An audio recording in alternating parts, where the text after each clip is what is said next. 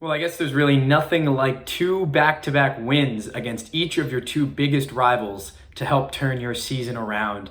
And that's exactly what the New York Red Bulls have done in Troy Lesesne's first week at the helm of the New York Red Bulls, taking over for Gerhard Struber, who was fired last Monday. I'm James Burley for WFUV Sports, and this past week has been a whirlwind of emotions for the New York Red Bulls, who appointed Troy Lesesne, the assistant coach under Gerhard Struber, as the new interim head coach for the remainder of the 2023 season. This was announced on that Monday morning. Jochen Schneider, the head of sport, was in Harrison to deliver the press conference and the news.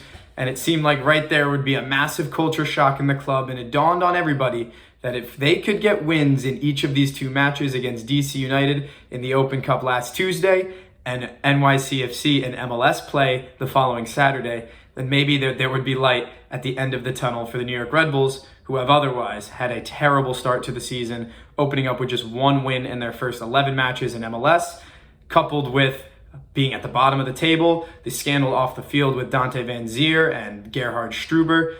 It seems like the team has just finally begun to turn a corner with these two victories, and it wouldn't be understating it to say that you can already see Troy Lesesne's footprint on this club.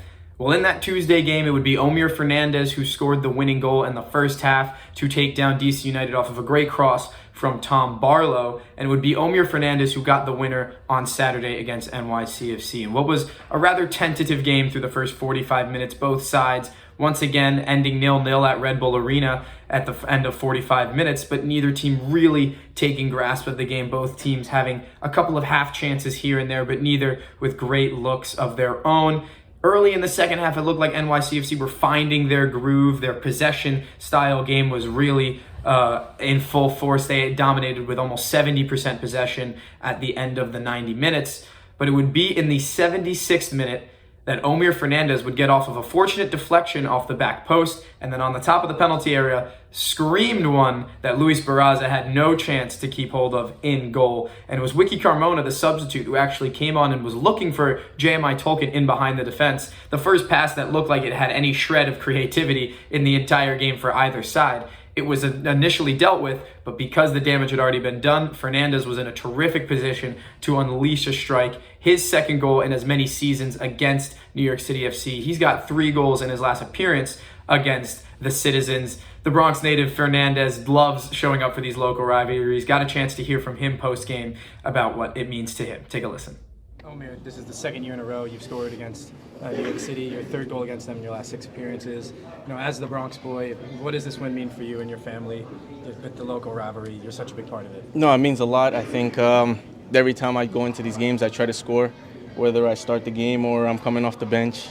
It means a lot to me. Obviously, I talk about these games with my family and my friends all the time, so to get a goal and be the difference today was really great.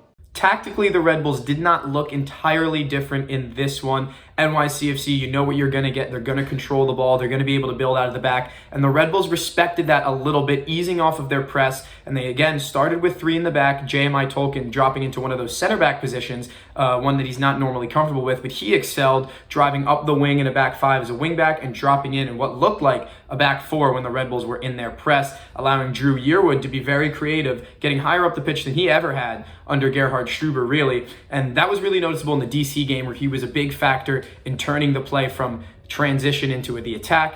He didn't really get the chance to do that in this one against New York City, but the Red Bulls' tactical changes were noticeable. The culture changes, as minimal as they might be now, were noticeable. The Red Bulls looked more comfortable with the ball, more poised in possession than they have been in a very, very long time. And it cannot be understated what Coach Troy Lesesne has done for the team. I got the chance to ask him what it has meant to become the head coach in such a whirlwind week like this, and what it meant to ultimately achieve a success in this week. Take a listen to Coach. Thanks, Coach. Congrats on the win. I think we can all kind of get the sense that what 2 wins like that can mean for the guys in the dressing room with what's been going on this year. But, you know, for you personally, what has it been like taking on the challenges of this week and ultimately achieving success? What has that been like for you and your family? It's been a lot. It's been a lot this week, and it'll be a lot going forward. And that's what you hope for. Whenever you get an opportunity like this, you want to obviously make the most of it. So I'm at a great club, and I've been given an opportunity that I want to try to maximize. And when you play in a derby like this, you get a real sense of what it means to this club even more.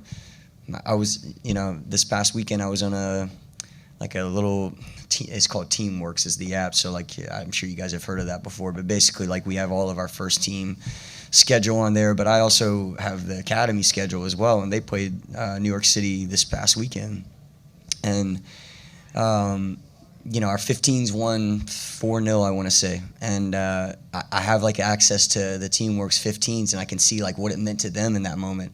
And this is what you want to try to develop in a club like this, is that it's special from our academy all the way to our second team tomorrow, which is a big game, and then ultimately to this atmosphere tonight. And I don't think it's not many clubs really have that connection. So again, I want to try to maximize every single group that we have in our club and bring it all together. So it may look like it's all sunshine and rainbows in Harrison, New Jersey for the first time all season long. And they've certainly earned that with these couple of victories. Well-deserved wins in terms of the way that they close them out as well, which again goes to show that Troy Lesesne's competency in charge is noticeable. And whether or not he will achieve success, you have to believe he's someone you want to root for. His background, his professionalism, his candidness with the media, it's all been appreciated. The players have echoed his culture change and his impact on the squad too. It's going to be a much brighter look for the rest of the season for the Red Bulls, you have to imagine.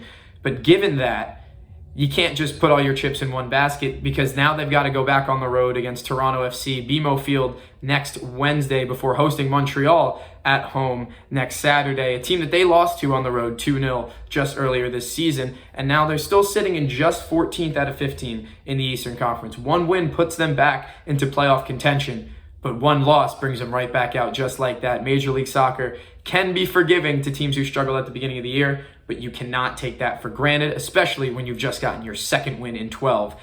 The Red Bulls certainly don't have that much to fall back on at this point of the year, but things are going up, spirits are high, and you have to imagine that the worst part of this season is behind them. For WFUV Sports, I'm James Burley, and I will catch you guys next time.